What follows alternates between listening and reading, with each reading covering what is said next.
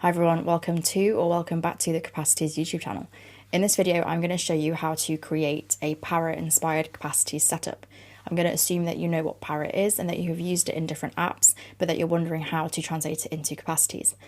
A source of that confusion might come from the fact that Parrot is a system of folders and Capacities has no folders whatsoever. The first thing that we're going to do is start with projects. So to do that, you want to come to this left sidebar and you can see a label here called object types. I'm going to click on the plus that comes up and you can see that we have some options here and project is one of them. Capacities is, at its core, a note-taking app. And we think about notes based on their type. So you can see some types here. You'll probably already have notes in your system that could be assigned like this. So I'm going to start by adding the project template and I'm going to click create object type here. If I click new, you can see what the shape of these project notes looks like.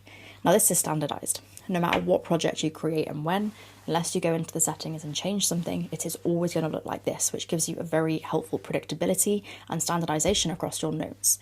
So here's my active project. I can give it a status that is in progress. It needs to be done this week. So I'll click confirm.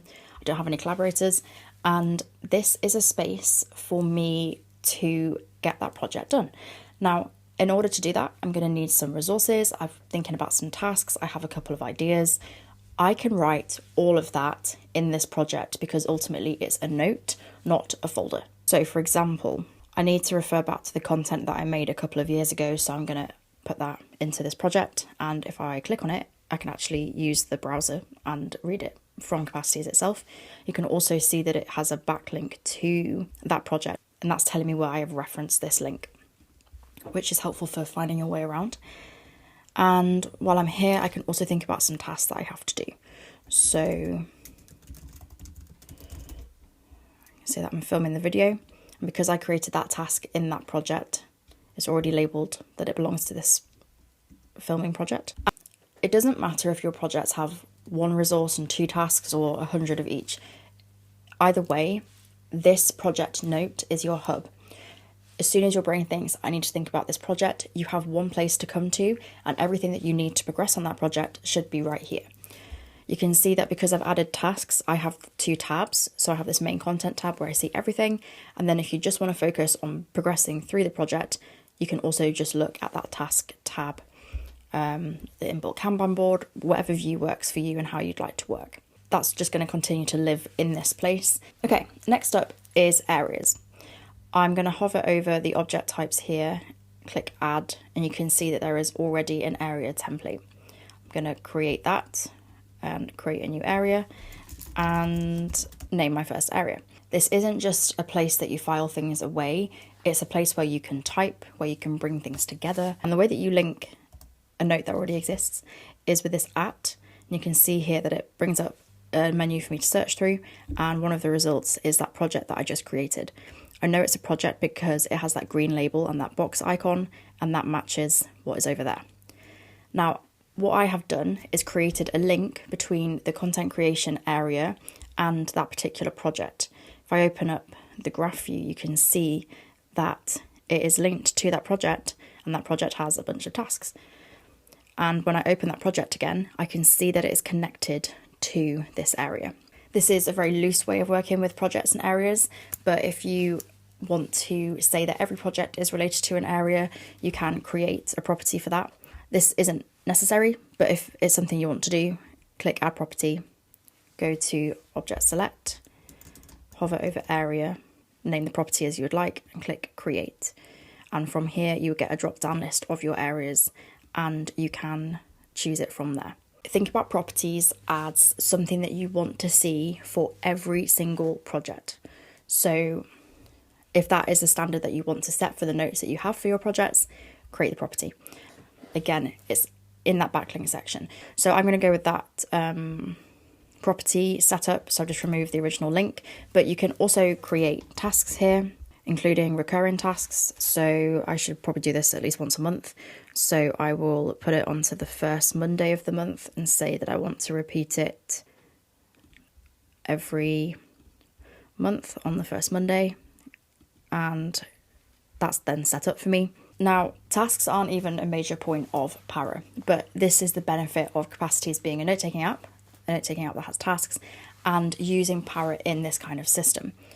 Wherever you think of a task, you can put it where it's most useful to you, and that's very clear for your mind. You can separate your tasks by their context, and no matter where you create a task in Capacities, if you have task management enabled, come to this task dashboard and you can see everything you've got to do in one place. You can even view in lots of different ways, and that helps you ultimately keep working on what you're wanting to do. Next up in the acronym is, of course, resources. And to be honest, I would encourage you to see your entire Capacities space as resources. It's all stuff that is meant to help you. And if it's no longer relevant, it's more part of the archive, which of course we'll come to.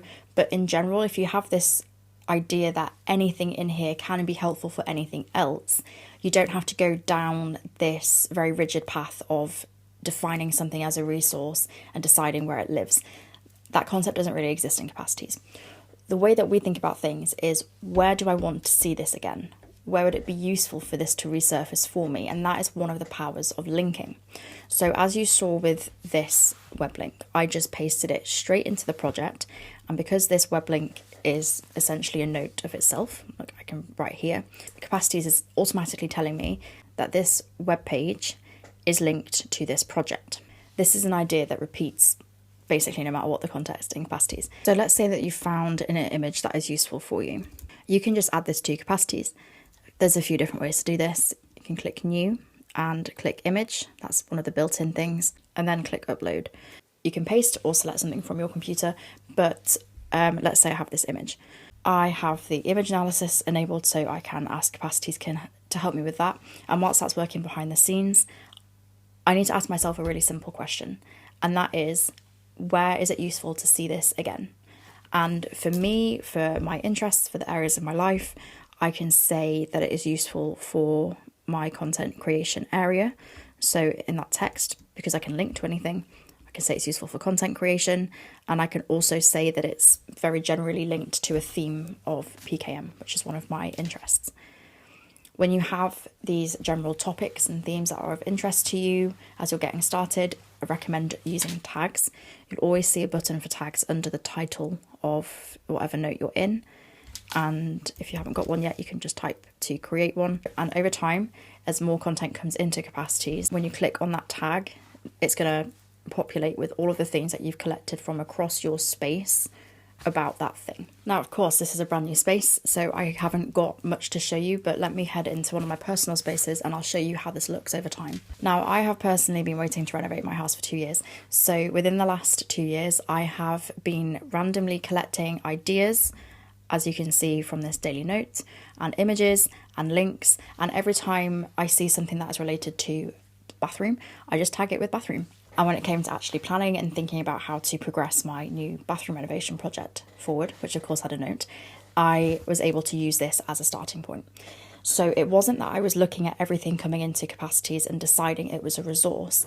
I was kind of just working on the assumption that it is a resource, and the question I should rather be asking is, for what? For bathroom, for a topic that I'm interested in, for a project that I'm working on, and you link to those things. Now, if you don't resonate with what I just said about how everything could be a resource and we can think about things a bit differently, then that's fine. There is a very simple solution to that question of, where are all of my resources in Capacities? And the answer to that is a tag. Just create a tag called resource, and any time something comes up in Capacities that you would think about as a resource in your existing Para system, give it that tag. Then you can come back to it whenever you like, and if it's something that you refer to a lot, you can pin it to the sidebar like this.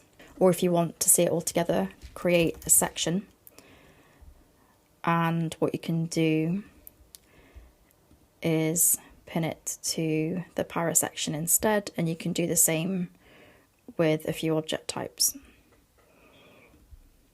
This object type list will always list all of the different types that you have, but if you don't want to see that, you can collapse it and work from that one instead. Now, onto archiving. With Capacities, I would use a tag. So let's say that this is no longer useful. You can remove that resource tag and you could just leave it there, or you could create a new tag called archive. And what you can do in every one of your types is head over to this right hand side and you can decide how you want to view what you have. So you can actually click this filter button and filter out archive. And if that's a view that you want to see all of the time, you could save it as a query and, for example, call it current images, and that automatically is only going to show you images that are not archived. This idea works everywhere. So for projects, instead of archive, we might say all projects where the status isn't completed.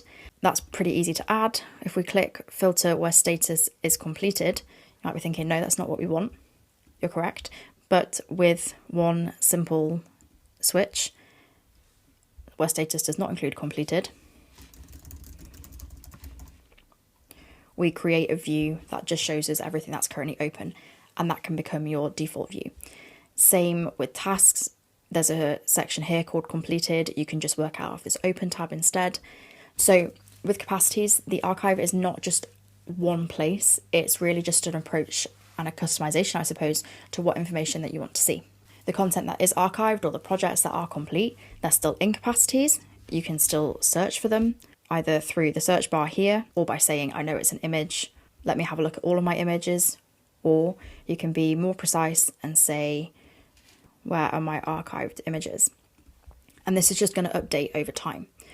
Files and folders really involve a lot of manual work and a lot of decision making, but with capacities, it's more about figuring out over time what you actually need, and you can create views that update themselves as soon as they have been created. Okay, we've gone through a lot of capacities so far. We've looked at the types, tags, tasks, and the final thing I want to show you is the daily note, because this really fills that function of the inbox, which Tiago Forte also talks about.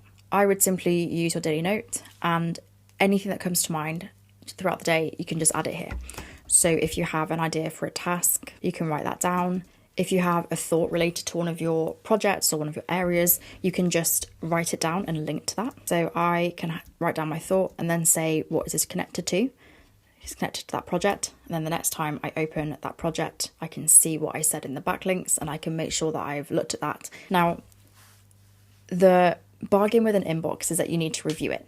And with the inbox essentially being your daily note, you have that natural cadence of a weekly review, and you can use these arrows to navigate through each of the days. And you'll see that every single day you have a daily note. Any tasks that were completed on that day or due that day are visible. You've got a section for your tasks, you've got a section for dates, so any time that today has been used elsewhere, which is great for centralising your projects, and equally anything you've created today. That's all in that one place, and that makes doing your weekly review very helpful. Tiago Forte talks about reviewing your calendar, your tasks, your emails. You'll see my calendar pop up right here, and this means that you can have this as your hub for reviewing everything. If you have emails, you can forward them into capacities if there's something that you really want to keep, if it's a resource. But if it's a task, I recommend just writing out the task here, and then you can review all of your tasks all together. I will do a separate video on general weekly reviews in capacities, but it really is all possible within this one app.